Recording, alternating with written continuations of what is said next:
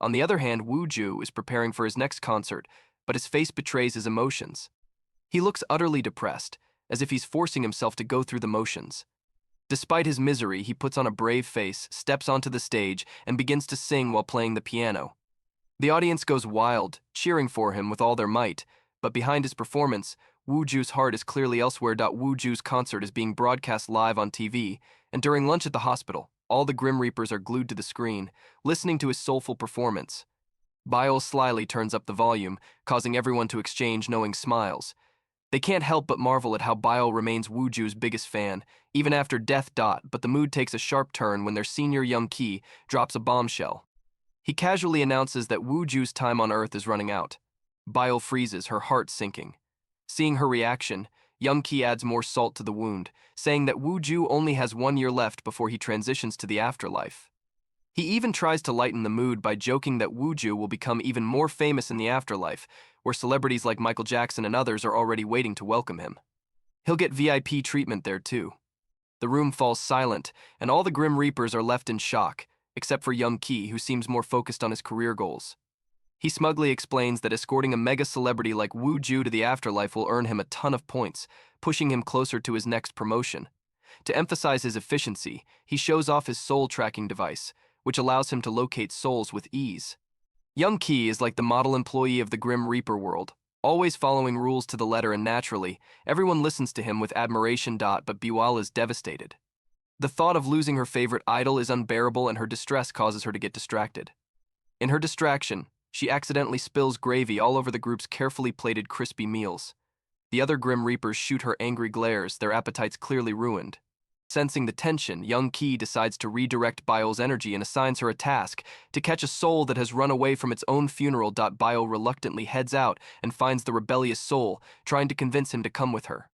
But the soul, clearly in denial, refuses to believe he's actually dead. He angrily vents his frustration, telling Bile how he spent his entire life working hard and saving up a fortune, only to die just when it was finally time to enjoy it. I've barely begun to spend it, and you want me to leave now? No way, he declares stubbornly. He adamantly refuses to move on to the afterlife, which leaves Bile stuck in yet another awkward situation. Despite all of Buell's efforts, the old man stubbornly refuses to go to the afterlife, and even denies believing that Bile is a Grim Reaper. But the moment Young Ki shows up in his fancy car to collect the runaway soul, the old man's courage vanishes. Terrified, he meekly follows Young Ki, leaving Buell relieved, and finally she is now free to chase after her favorite idol, Ju. Outside Ju's studio, a massive line of fangirls is eagerly waiting for a glimpse of him. When Bile arrives, she spots her friend Dakshi. She is also a die-hard Ju fan, waiting for him too. Interestingly, Dakshi is one of the souls Bile was supposed to escort to the afterlife, but she secretly broke the rules and allowed Dakshi to stay in the living world so she could continue being a loyal fan of Ju. However, when Dakshi learns that Ju only has a year left, she's heartbroken too. She shares with Bile that Ju's latest album is deeply depressing and has been heavily criticized.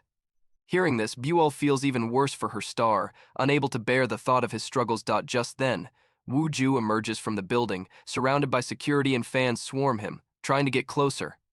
Dakshi makes an impulsive attempt to sneak into Ju's van, but Buell quickly grabs her by the hair and pulls her back. "We're fans, not stalkers," she scolds. She reminds Dakshi that while they have the power to be with Ju all the time, it's unethical to misuse it. Instead, they decide to act like normal fans and join the crowd chasing after Ju's van. Inside the van, Ju sits quietly and he is visibly upset. His manager, however, doesn't hold back and criticizes him harshly for making such a gloomy album instead of a romantic one, which is why people are rejecting it. Ju, now fed up, interrupts the manager mid-rant and orders the car to stop. He steps out, ignoring his manager's protests, and walks to a nearby bus stop. The bus stop. A high school girl is sitting with her earphones on, listening to Ju's depressing song. As if that wasn't enough, she's also furiously typing out a scathing comment about how terrible the song is.